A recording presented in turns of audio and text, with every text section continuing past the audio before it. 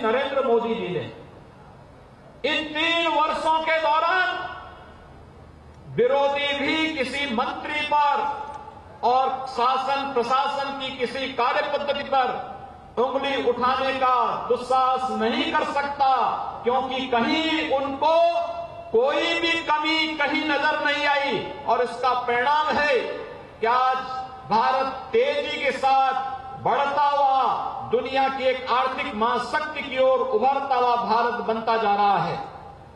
आप देखें किस रूप में प्रधानमंत्री जी ने अपनी योजनाओं को साकार करना प्रारंभ किया।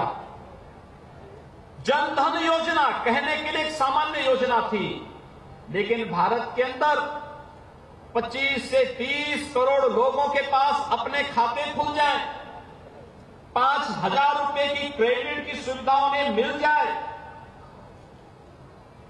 2 लाख के बीमा उस खाते के आधार पर उन्हें मिल जाए, पहली बार हुआ है, अभूतपूर्व कार्य हुआ है। और इस दृष्टि से जनधन योजना से चली ये योजना, यह देश के किसानों के लिए, देश के गरीबों के लिए, देश के मजदूरों के लिए, देश के अंदर ठेला खोमचा रेड़ी लगाने वाले उन सामान्य लोगों के लिए एक अभूतपूर्व उपलब्धि तो थी ही। यह उपलब्धि आगे बढ़ती गई, देखते गए, और हम लोगों को सफलता की उन ऊंचाइयों तक पहुंचाने के लिए देश के अंदर देश की गृहिणी को, देश की माताओं को ध्यान में रख करके बनी किसी योजना को जब आगे बढ़ाया प्रधानमंत्री जी ने, प्रधानमंत्री उज्ज्वला योजना के माध्यम से हम सब ने भी देखा है कि गरीब के घर में भी रसोई गैस का चूल्हा जल सकता है, यह करके दिखाया है देश के यशस्वी प्रधानमंत्री आदरणीय श्री नरेंद्र मोदी जी ने।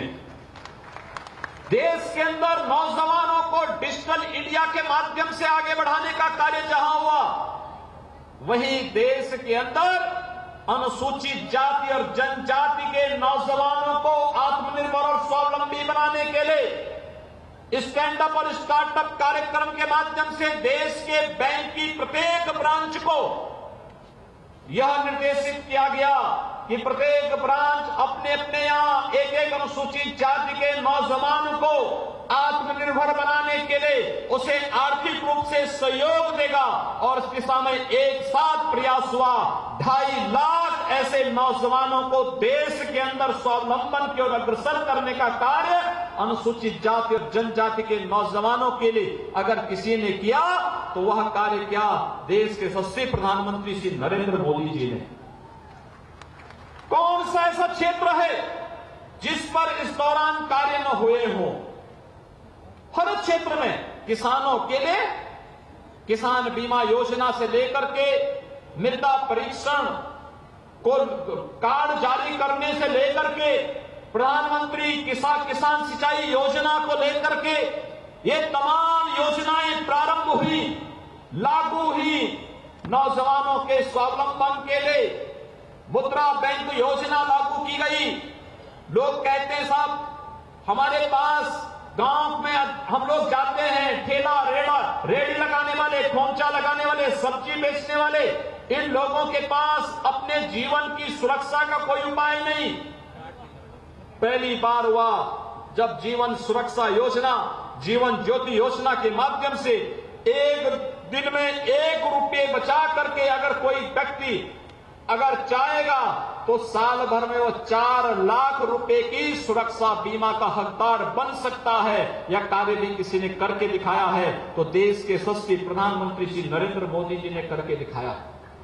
देश के अंदर हम लोग रोज बोलते हैं, स्नान करते समय गंगा मैया की याद करते हैं।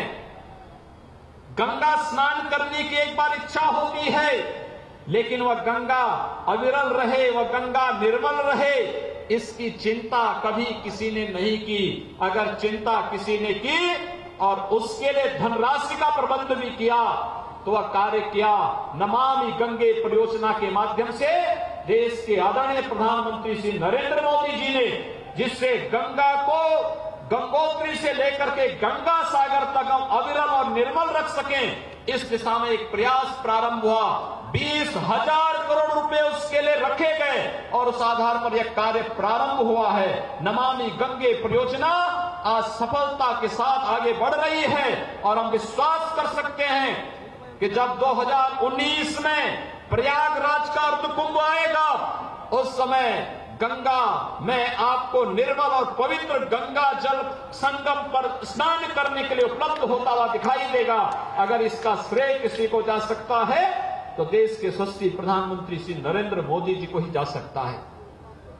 बंधुओं, अनेक योजनाएं इस दौरान केंद्र की सरकार ने संचालित किए और उन योजनाओं के माध्यम से इस देश के अंदर प्रत्येक तबके के लोगों को लाभान्वित करने का प्रयास हुआ। उस योजना के अंतर्गत जब हम लोग बात करते हैं तो इसी में बेटी बचाओ बेटी पढ़ाओ एक महत्वपूर्ण योजना है। याद करिए 2014 के पहले जब इस देश के अंदर बालिका और बालक के बीच का अनुपात कई राज्यों में कई जनपदों में कम होता हुआ दिखाई दिया, लेकिन इसको एक चैलेंज के रूप में लेकर के योजना चलाई केंद्र की सरकार ने। बेटी बचाओ बेटी पढ़ाओ के माध्यम से आज वह कई जनपदों में संतुलन एक बार पुनः बनता हुआ दिखाई दे रहा है। इसी प्रकार से कोई सोच भी नहीं सकता था कि देश के अंदर कोई प्रधानमंत्री स्वच्छ भारत अभियान की शुरुआत करेगा। देश के प्रधानमंत्री ने देश के अंदर, और मैं कहता हूं यह देश के लिए आवश्यक है ही, लेकिन पूर्वी उत्तर प्रदेश के लिए तो स्वच्छ भारत अभियान यहां पर इंसेफ्लाइटिस से बचाव का सबसे रामबाण साबित हो सकता है। जिस दिन आप लोग अपने गांव, अपने घर और अपने आसपास अपने कस्बों को स्वच्छ और सुंदर बनाने का कार्य करेंगे और शुद्ध पेयजल की आपूर्ति करना प्रारंभ कर देंगे तो इंसेफ्लाइटिस जैसी बीमारियां हमेशा के लिए समाप्त हो सकती हैं। केवल हम लोगों को उस पर प्रयास करना होगा। लोग कहते थे क्या गांवों में बिजली आ पाएगी?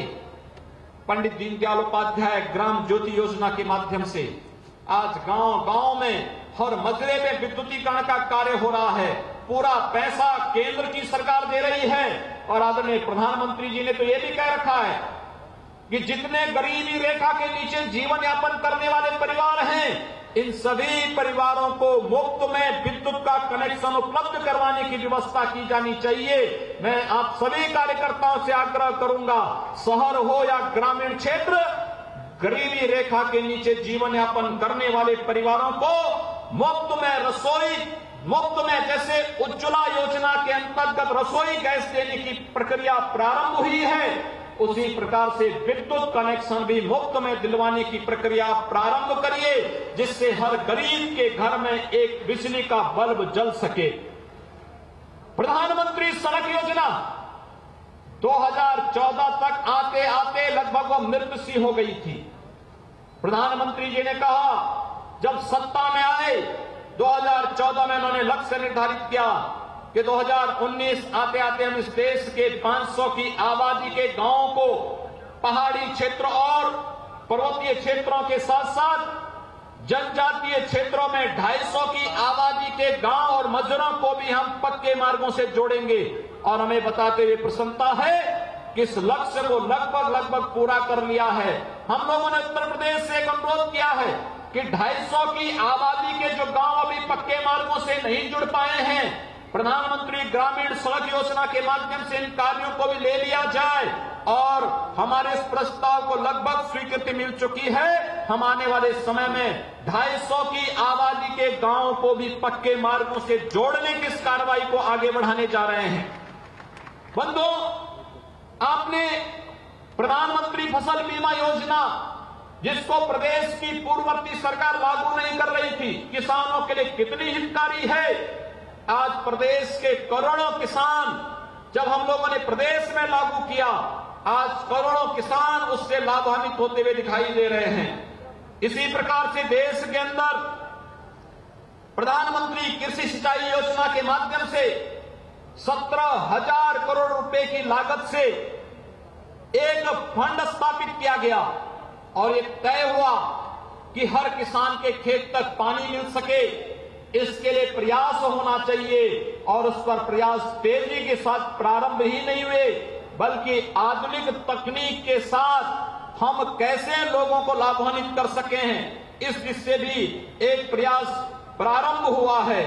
देश के अंदर देश के सैनिकों का सर्वोच्च सम्मान हो सके, वन रैंक वन पेंशन की वर्षों से 40 वर्षों से चली आ रही मांग को अगर किसी ने पूरा किया तो देश के प्रधानमंत्री श्री नरेंद्र मोदी जी ने प्रारंभ किया। देश के नौजवानों के लिए, आप नौकरी के लिए जाते थे, अपने प्रमाण पत्रों को प्रमाणित कराने के लिए आपको किसी गजटेड अधिकारी के पास दौड़ लगानी पड़ती थी। प्रधानमंत्री जी ने कहा इसकी आवश्यकता नहीं, इंटरव्यू की प्रथा भी समाप्त, और साथ साथ कहा कि आप अपने स्व प्रमाणन से स्वयं अपने प्रमाण पत्रों को प्रमाणित करके जमा कर सकते हैं, उसको भी मान्यता मिली। यह सम्मान देश के नौजवानों को किसी ने दिया तो देश के यशस्वी प्रधानमंत्री श्री नरेंद्र मोदी जी ने दिया।